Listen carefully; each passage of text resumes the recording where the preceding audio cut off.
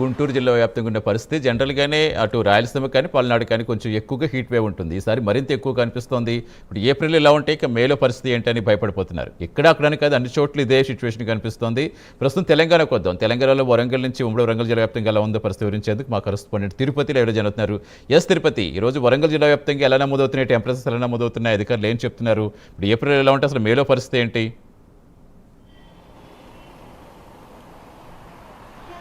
సతీష్, ఉమ్మడి వరంగల్ జిల్లా వ్యాప్తంగా ఎండలు మండిపోతున్నాయి. సాధారణ ఉష్ణోగ్రతల కంటే రికార్డు స్థాయిలో ఉష్ణోగ్రతలు నమోదవుతున్నాయి. ఏప్రిల్ మాసంలోనే ఇట్లా ఉంటే మే నెలలో ఎట్లా బతకాలి, మే నెలలో ఎట్లా బయటికి వెళ్ళాలంటే కూడా సామాన్యులు కావచ్చు, రైతులంతా చాలా భయాందోళనకు వ్యక్తమవుతున్నటువంటి పరిస్థితి. ఒకసారి నేను హన్మకొండ నగరంలోనే చూడొచ్చు. మధ్యాహ్నం సమయంలో ఎట్లా ఉందో సిచ్యువేషన్ మీకు చూపించేటువంటి ప్రయత్నం చేస్తాను. రెగ్యులర్గా ఈ మధ్యాహ్న సమయంలో అసలు రోడ్లపైకి రావాలంటే జనం భయపడిపోతున్నటువంటి దృశ్యాలే కనిపిస్తా ఉన్నాయి. ఈసారి గత సంవత్సరం కంటే పోలిస్తే ఈసారి ఎక్కువగా ఉష్ణోగ్రతలు నమోదవడం కావచ్చు, ఎక్కువగా ఎండ వేడిమి ఉన్నటువంటి నేపథ్యంలో భయాందోళన వ్యక్తమవుతున్నటువంటి పరిస్థితి కనబడుతుంది. నగరాలతో పాటు రూరల్ ప్రాంతాల్లో కూడా వ్యవసాయ పనులకు వెళ్ళాలంటే ఉదయం 4-5 గంటలకు లేచి అక్కడి నుంచి పనికి వెళ్ళి కేవలం 7 గంటల వరకు మాత్రమే వ్యవసాయ పనులు ముగించుకొని ఇంటికి వస్తున్నటువంటి పరిస్థితులు అయితే కనబడుతుంది. ఒకవైపు గ్రామీణ ప్రాంతాల్లో 100 రోజుల హామీ పథకం దగ్గర కూడా ఎవరు రైతులు కావచ్చు, కూలీలు వడదెబ్బకు గురి కాకుండా అధికారులు జాగ్రత్త తీసుకొని ఓఆర్ఎస్ ప్యాకెట్లు కావచ్చు, ఓఆర్ఎస్ సంబంధించిన జ్యూస్ను పంపిణీ చేసినటువంటి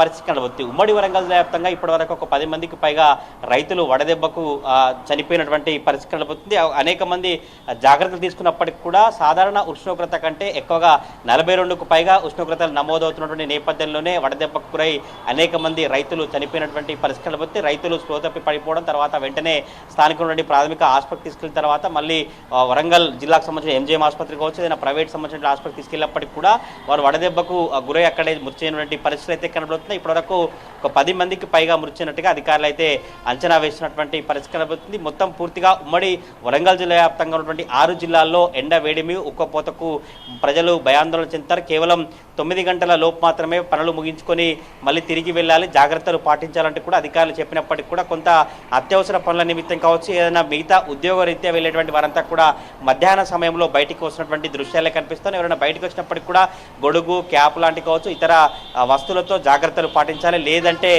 ప్రాణ నష్టం జరిగేటువంటి అవకాశం ఉందంటే కూడా వైద్య నిపుణులు చెప్తున్నటువంటి పరిస్థితి. ఇప్పటికే అధికార యంత్రాంగం కూడా అక్కడక్కడ చలివేంద్రాలను ఏర్పాటు చేయడం కావచ్చు, కొంత జ్యూసు, మిగతా మజ్జిగ సంబంధించిన కేంద్రాలను ఏర్పాటు చేసి పంపిణీ చేసినప్పటికీ కూడా అనేక మంది అస్వస్థకు గురైనటువంటి పరిస్థితులు చూసినా. ఉమ్మడి వరంగల్ జిల్లా వ్యాప్తంగా ఇటు ప్రభుత్వ యంత్రాంగానికి సంబంధించినటువంటి నాయకులు కావచ్చు, కాంగ్రెస్ పార్టీ నేతలు కావచ్చు, ఇతర పార్టీల నేతలంతా కూడా చలివేంద్రాలను, మజ్జిగ కేంద్రాలను ఏర్పాటు చేసినటువంటి పరిస్థితి. భారీ ఉష్ణోగ్రతలు నమోదుతున్న నేపథ్యంలో ప్రజలందరూ అప్రమత్తంగా ఉండాలని వైద్యులు సూచించారు. వృద్ధులు, చిన్నపిల్లలు అత్యవసర పరిస్థితుల్లో అయితే తప్ప ఉదయం 9 గంటల నుంచి సాయంత్రం 4 గంటల వరకు ఎవరు బయటికి రాకూడదన్నటువంటి విషయాన్ని వైద్యులు చెప్పినటువంటి పరిస్థితి. ఒకవేళ బయటకు వస్తే తప్పకుండా రుమాలు కట్టుకోవడం కావచ్చు, గొడుగు, ఇతర వస్తువులతో జాగ్రత్తలు పాటించాలని అధికారులు చెప్పినటువంటి పరిస్థితి. ఈ ఎండలకు జనాలు ఉక్కిరిబిక్కిగా వడదెబ్బకు గురవుతున్నటువంటి సిచ్యువేషన్ అయితే కనిపిస్తున్నట్టు. వ్యవసాయ పనులకు ఇప్పుడు ఎక్కువ కాలంలో మిర్చి కావచ్చు, మొక్కజొన్న, వరి కోతకు వచ్చినటువంటి నేపథ్యంలో హార్వెస్టర్కు తీసుకువెళ్ళి వరి కోత చేసేటువంటి నేపథ్యంలో రైతులంతా జాగ్రత్తలు పాటించాలి. ఎప్పటికప్పుడు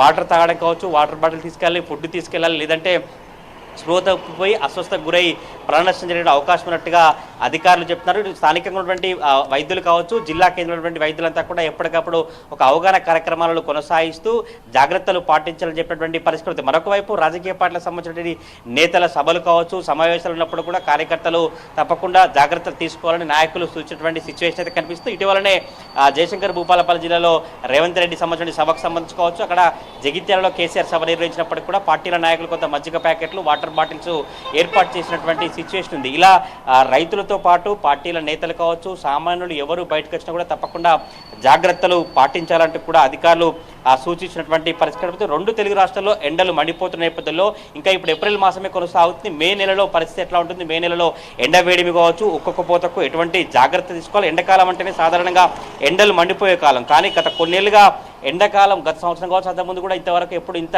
ఉష్ణోగ్రత నమోదు కాలేదు. కానీ ఈసారి ఎక్కువగా ఉష్ణోగ్రతలు నమోదవుతున్న నేపథ్యంలోనే ప్రజలంతా భయపడిపోతున్నటువంటి దృశ్యాలే కనిపిస్తున్నాయి. నిన్న హన్మకొండ జిల్లా కమలాపూర్ మండలం మరిపల్లిగూడ గ్రామంలో ఎండ తీవ్రతతో వడదెబ్బకు తగిలి సాధుల నరహరి అనే 58 సంవత్సరాల వ్యక్తి మృతి చెందారు. ఆయన తునికాకు సేకరణకు వెళ్లి అస్వస్థకు గురై తర్వాత హాస్పిటల్ తీసుకెళ్ళి కానీ 198 ద్వారా హాస్పిటల్ తీసుకెళ్ళినప్పుడు అప్పటికే మృతి చెందినట్లుగా అధికారులు చెప్పినటువంటి పరిస్థితి కనబడుతుంది. బానుడి బగబగలతో రాష్ట్ర వ్యాప్తంగా కావచ్చు ఉమ్మడి వరంగల్ జిల్లా వ్యాప్తంగా అత్యధిక ఉష్ణోగ్రతలు నమోదవుతుంది. నర్సంపేట మండలం బొజ్జా నాయకు తండావాసి బుగ్య జంకు కూడా వడదెబ్బకు గురై ఆయన మృతి చెందినటువంటి పరిస్థితి కనబడుతుంది. తోటలో పనిచేసినటువంటి నేపథ్యంలోనే ఎండ దెబ్బకు గురైన కుప్పకూలిపోయినటువంటి పరిస్థితి ఉన్నట్టుగా కుటుంబ సభ్యులు కావచ్చు స్థానికులు చెప్పినటువంటి పరిస్థితులను విజువల్లో చూసినటువంటి ఈ ప్రాంతం అంతా కూడా హన్మకొండ అంబేద్కర్ జంక్షన్ నుంచి బస్టాండ్ వెళ్ళేటువంటి ప్రాంతం అంతా హాస్పిటల్ కావచ్చు వివిధ కార్యాలయాలకు వెళ్ళేటువంటి రోడ్డు మార్గం కామన్గా మార్నింగ్ ఈవినింగ్ టైంలో ఫుల్ ట్రాఫిక్గా రద్దీగా ఉన్నటువంటి ప్రాంతం. కానీ ఇప్పుడు మధ్యాహ్నం ఎండ ఎక్కువ నేపథ్యంలోనే చాలామంది